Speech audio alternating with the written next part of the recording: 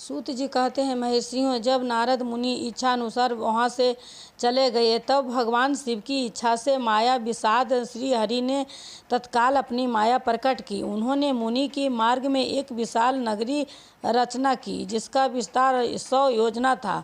वह अद्भुत नगर बड़ा ही मनोहर था। भगवान ने उसे अपने बैकुंठ लोक से भी अधिक रमणीय बनाया था। नाना प्रकार की वस्तुएं उस नगरी की शोभा बढ़ती थी। वहाँ स्त्रियों और पुरुषों के लिए बहुत से विहार स्थल थे। वह श्रेष्ठ नगर चारों बानों के लोगों से भरा था। वह शील निधि नामक ऐश्वर्यशाली राजा राज करते थे। वे अपनी पुत्री का स्वयंवर करने के लिए उद्यत थे, अतः उन्होंने महान उत्सव का आयोजन किया था। उनकी कन्या का वरण करने के लिए उत्सुक हो चारों दिशाओं से बहुत से राजकुमार पधारे थे, जो नाना प्रकार की वेशभूषा तथा सुंदर शोभा से प्रकाशित हो रहे थे। उन राजकुमारों से वह नगर भरा पूरा दिखाई देता था। ऐसा सुंदर राजनगर को देखकर नारद जी मोहित हो गए। वे राजा शील निधि के द्वार पर गए। मुनि शिरोमणि नारद को आया देख महाराज शील निधि ने शेष रत्नमय सिंहासन पर बिठाकर उनका पूजन किया।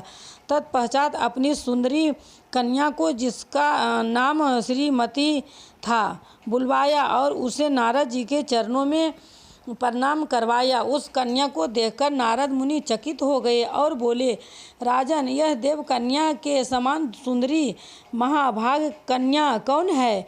उनकी यह बात सुनकर राजा ने हाथ जोड़कर कहा, मुन्ने, यह मेरी पुत्री है। इसका नाम श्रीमती है। अब इसके विवाह का समय आ गया है।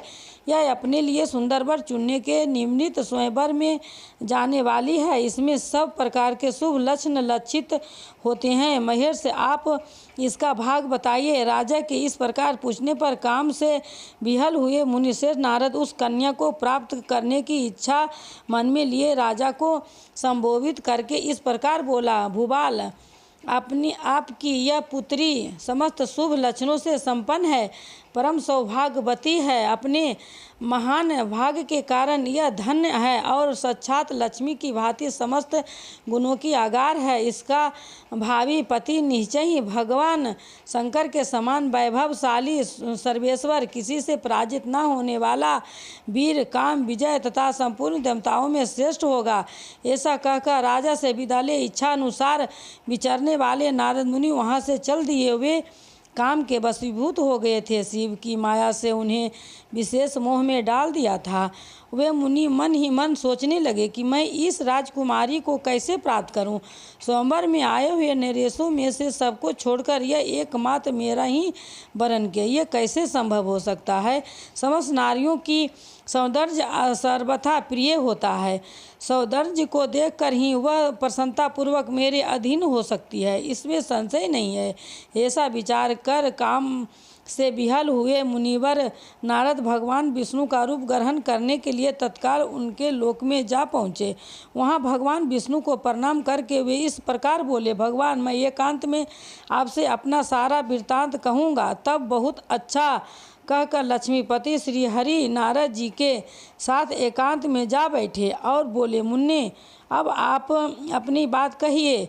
तब नारद जी ने कहा, भगवान, आपके भक्त जो राजा शील निधि है, वे सदा धर्म पालन में तत्पर रहते हैं। उनकी विशाल लोचना कन्या है जो बहुत ही सुंदरी है। उसका नाम श्रीमती है। वह विश्व मोहिनी के रूप में विख्यात है और तीनों लोकों में सबसे अधिक सुंदरी है। प्रभु, मैं शीघ्र ही उस कन्या से विवाह करना चाहता हूँ। राजा शील निधि ने अपनी पुत्री की इच्छा से स्वयंवर रचाया है, इसलिए चारों दिशाओं से वहाँ सहस्त्र राजकुमार पधारे हैं। नाथ, मैं आपका प्रिय सेवक हूँ, अतः आप मुझे अपना स्वरूप दे दीजिए, जिसे राजकुमारी श्रीमती निश्चय ही मुझे वर ले।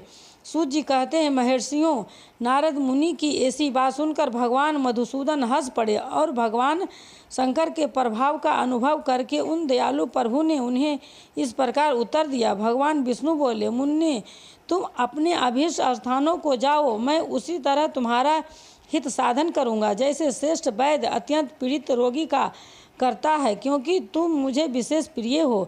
ऐसा कहकर भगवान विष्णु ने नारद मुनि को मुख तो वानर का दे दिया और शेष अंगों में अपने जैसा स्वरूप देकर वे वहाँ से अंतर्ध्यान हो गए। भगवान की पूर्वोक्त बात सुनकर और उनका मनोहर रूप प्राप्त हो गया समझकर नारद मुनि को बड़ा हर्ष हुआ। वे अपने को कृत मानने लगा।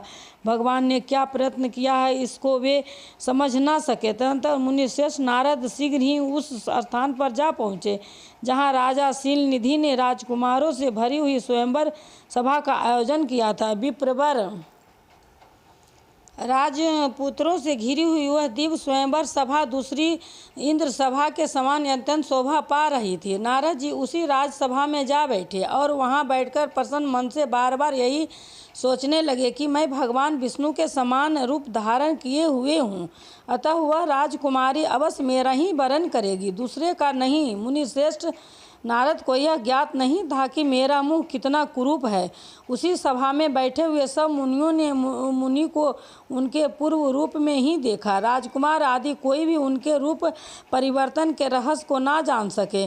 वहाँ नारद जी की रक्षा के लिए भगवान रुद्र के 2 पार्षद आए थे, जो ब्राह्मण का रूप धारण करके गूढ़ भाव से वहाँ बैठे थे। वे ही नारद के रूप में परिवर्तन के उत्तम भेद को जानते थे। मुनि को काम वेश से मूढ़ हुआ जान वे दोनों पार्षद उनके निकट गए और आपस में बातचीत करते हुए उनकी हंसी उड़ाने लगी, परंतु मुनि तो काम से विहल हो रहे थे, अतः उन्होंने उनकी यथार्थ बात भी अनसुनी कर दी। वे मोहित हो श्रीमती को प्राप्त करने की इच्छा से उसके आगमन की प्रतीक्षा करने लगे। इसी बीच में वह सुंदरी राजकन्या स्त्रियों से घिरी हुई अतः पूर्व से वहां आई। उसने अपने हाथ में सोने की एक सुंदर माला ले रखी थी। वह शुभ लक्षण राजकुमारी स्वयंवर के मध्य भाग में लक्ष्मी के समान खड़ी हुई अपूर्व शोभा पा रही थी। उत्तम व्रत का पालन करने वाली वह भूप कन्या माला हाथों में लेकर अपने मन के अनुरूप वर का अन्वेषण करती हुई सारी सभा में भ्रमण करने लगी।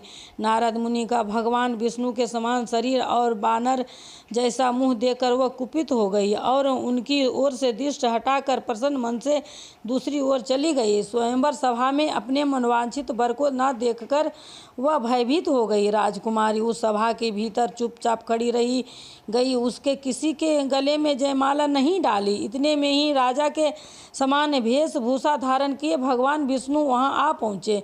किन्हीं दूसरे लोगों के उनको वहाँ नहीं देखा, केवल उस कन्या की ही दृष्टि उन पर पड़ी। भगवान को देखते ही उस परम सुंदरी राजकुमारी का मुख प्रसन्नता से खिल उठा। उसने तत्काल ही उनके कंठ में वह माला पहना दी। राजा का रूप धारण करने वाले भगवान विष्णु उस राजकुमारी को साथ लेकर तुरंत अदृश्य हो गए और अपने धाम में जा पहुँचे।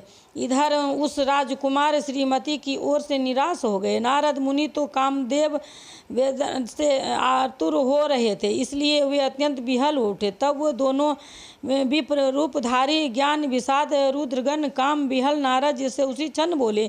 रुद्रगणों ने कहा, हे नारद, हे मुन्ने, तुम व्यर्थ ही काम से मोहित हो रहे हो और सौंदर्य के बल से राजकुमारी को पाना चाहते हो। अपना बानर के समान घृत मुंह तो देख लो। सूत जी कहते हैं, महर्षियों, उन रुद्रगणों का यह वचन सुनकर नारद जी को बड़ा विस्मय हुआ। वे शिव की माया से मोहित थे। उन्होंने दर्पण में अपना मुंह देखा।